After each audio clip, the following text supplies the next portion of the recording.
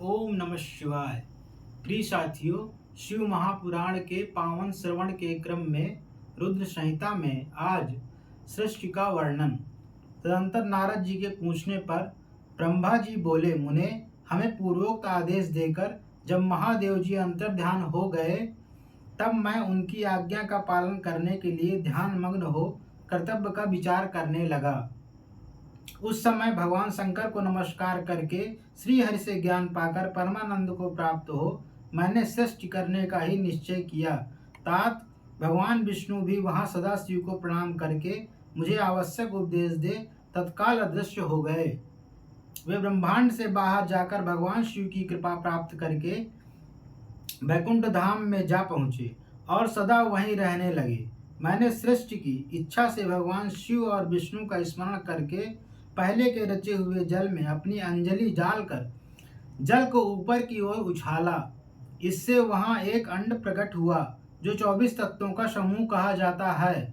विप्रवर, वह विराट आकार वाला अंड जड़ रूप ही था। उसमें चेतनता न देखकर मुझे बड़ा संशय हुआ और मैं अत्यंत कठोर तप करने लगा। 12 वर्षों तक भगवान विष्णु के चिंतन में लगा रहा।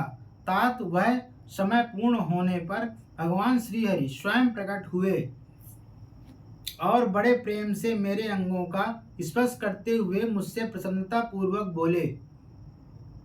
श्री विष्णु ने कहा, ब्रह्मन, तुम वर मांगो, मैं प्रसन्न हूँ। मुझे तुम्हारे लिए कुछ भी अधेय नहीं है। भगवान शिव की कृपा से मैं सब कुछ देने में समर्थ हूँ। ब्रह्मा बोले, अर्थात मैंने कहा, महाभाग, आपने जो मुझ पर कृपा की है वह सर्वथा उचित ही है, क्योंकि भगवान शंकर ने मुझे आपके हाथों में सौंप दिया है। विष्णु, आपको नमस्कार है। आज मैं आपसे जो कुछ मांगता हूँ उसे दीजिए। प्रभो, यह विराट रूप 24 तत्वों से बना हुआ अंड किसी तरह चेतन नहीं हो रहा है, जड़ीभूत दिखाई देता है। हरे, इस समय भगवान शिव की कृपा से आप यहाँ प्रकट हुए हैं, अतः शंकर की सृष्टि शक्ति या विभूति से प्राप्त हुए इस अंड में चेतनता लाइए। मेरे ऐसा कहने पर शिव की आज्ञा में तत्पर रहने वाले महाविष्णु ने अनंत रूप का आश्रय ले उस अंड में प्रवेश किया। उस समय उन परम पुरुष के सहस्त्रों मस्तक, सहस्त्रों नेत्र और सहस्त्रों पैर थे। उन्होंने भूमि को सब ओर से घेर कर उस अंड को व्याप्त कर लिया। मेरे द्वारा भली भांति स्तुति की जाने पर जब श्री विष्णु ने उस अंड में प्रवेश किया तब वह 24 तत्वों का विकार रूप अंड सचेतन हो गया। पाताल से लेकर सत्यलोक तक की अवधि वाले उस अंड के रूप में वहां साक्षात श्री हरि ही विराजने लगे। उस विराट अंड में व्यापक होने से ही वे प्रभु वैराज पुरुष कहलाए। पंचमुख महादेव ने केवल अपने रहने के लिए सुरम्य कैलाश नगर का निर्माण किया, जो सब लोगों से ऊपर शोभित होता है। देवर से संपूर्ण ब्रह्मांड का नाश हो जाने पर भी वैकुंठ और कैलाश, इन दो धामों का यहाँ कभी नाश नहीं होता। मुनिश्रेष्ठ, मैं सत्यलोक का आश्रय लेकर रहता हूँ। तात महादेव जी की आज्ञा से ही मुझ में सृष्टि रचने की इच्छा उत्पन्न हुई है। बेटा, जब मैं सृष्टि की इच्छा से चिंतन करने लगा उस समय पहले मुझसे अनजान में ही पाप पूर्ण तमोगुणी सृष्टि का प्रादुर्भाव हुआ, जिसे अविद्या पंचक अथवा पंच परवा अविद्या कहते हैं। तदनंतर प्रसन्न चित्त होकर शंभु की आज्ञा से मैं पुनः अनासक्त भाव से सृष्टि का चिंतन करने लगा। उस समय मेरे द्वारा स्थावर, संज्ञक, वृक्ष आदि की सृष्टि हुई, जिसे मुख्य सर्ग कहते हैं, अर्थात यह पहला सर्ग है। उसे देखकर तथा वह अपने लिए पुरुषार्थ का साधक नहीं है, यह जानकर सृष्टि की इच्छा वाले मुझ ब्रह्मा से दूसरा सर्ग प्रकट हुआ, जो दुख से भरा हुआ है। उसका नाम है तिर्यक स्त्रोता। वह सर्ग भी पुरुषार्थ का साधक नहीं था, उसे भी पुरुषार्थ साधन की शक्ति से रहित जान जब मैं पुनः सृष्टि का चिंतन करने लगा तब मुझसे शीघ्र ही तीसरे सात्विक सर्ग का प्रादुर्भाव हुआ, जिसे ऊर्ध्व श्रोता कहते हैं। यह देव सर्ग के नाम से विख्यात हुआ। देव सर्ग सत्यवादी तथा अत्यंत सुखदायक है।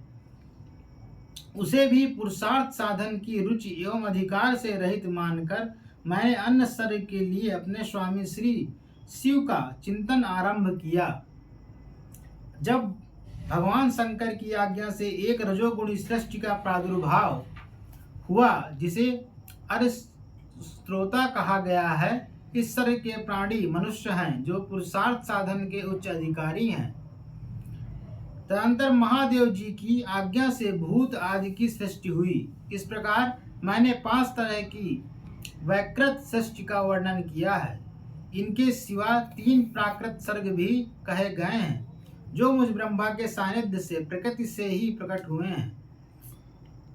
इनमें पहला महतत्व का सर्ग है, दूसरा सूक्ष्म भूतों अर्थात तन मात्राओं का सर्ग है और तीसरा वैकारिक सर्ग कहलाता है। इस तरह ये 3 प्राकृत सर्ग हैं। प्राकृत और वैकृत दोनों प्रकार के सर्गों को मिलाने से 8 सर्ग होते हैं। इनके सिवा 9वां कौमार सर्ग है जो प्राकृत और वैकृत भी है। इन सब के अवान्तर भेद का मैं वर्णन नहीं कर सकता क्योंकि उसका उपयोग बहुत थोड़ा है।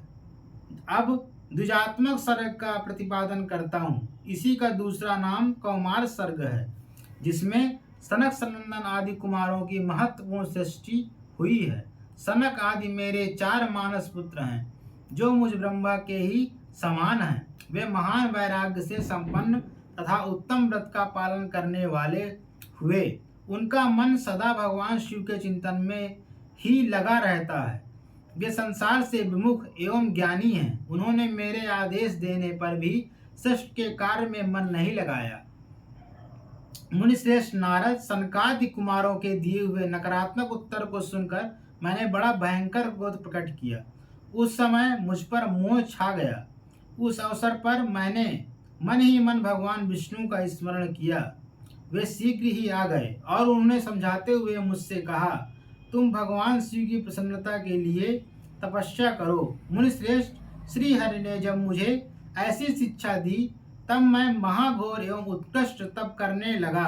सृष्टि के लिए तपस्या करते हुए मेरी दोनों भावों और नासिका के मध्य भाग से जो उनका अपना ही अभिमुक्त नामक स्थान है, महेश्वर की 3 मूर्तियों में से अन्यतम पूर्णांश सर्वेश्वर एवं दया सागर भगवान शिव अर्धनारीश्वर रूप में प्रकट हुए, जो जन्म से रहित तेज की राशि सर्वज्ञ तथा सर्वश्रेष्ठा हैं। उन नील लोहित नामधारी साक्षात उमा बल्लभ शंकर को सामने देख बड़ी भक्ति से मस्तक झुका उनकी स्तुति करके मैं बड़ा प्रसन्न हुआ और उन देवेश्वर से बोला, प्रभो आप भांति भांति के जीवों की सृष्टि कीजिए। मेरी यह बात सुनकर उन देवादिदेव महेश्वर रुद्र ने अपने ही समान बहुत से रुद्रगणों की सृष्टि की। तब मैंने अपने स्वामी महेश्वर महारुद्र से फिर कहा, देव आप ऐसे जीवों की सृष्टि कीजिए जो जन्म और मृत्यु के भय से युक्त हों। मुनिश्रेष्ठ मेरी ऐसी बात सुनकर करुणा सागर महादेव जी हंस पड़े और तत्काल इस प्रकार बोले। महादेव जी ने कहा, विधाता मैं जन्म और मृत्यु के भय से युक्त अशोभन जीवों की सृष्टि नहीं करूंगा क्योंकि वे कर्मों के अधीन हो दुख के समुद्र में डूबे रहेंगे। मैं तो दुख के सागर में डूबे हुए उन जीवों का उद्धार मात्र करूंगा। गुरु का स्वरूप धारण करके उत्तम ज्ञान प्रदान कर उन सबको संसार सागर से पार करूंगा। प्रजापति दुख में डूबे हुए सारे जीव की सृष्टि तो तुम ही करो। मेरी आज्ञा से इस कार्य में प्रवृत्त होने के कारण तुम्हें माया नहीं बांध सकेगी। मुझसे ऐसा कहकर श्रीमान भगवान नील लोहित महादेव मेरे देखते देखते अपने पार्षदों के साथ वहां से तत्काल तिरोहित हो गए।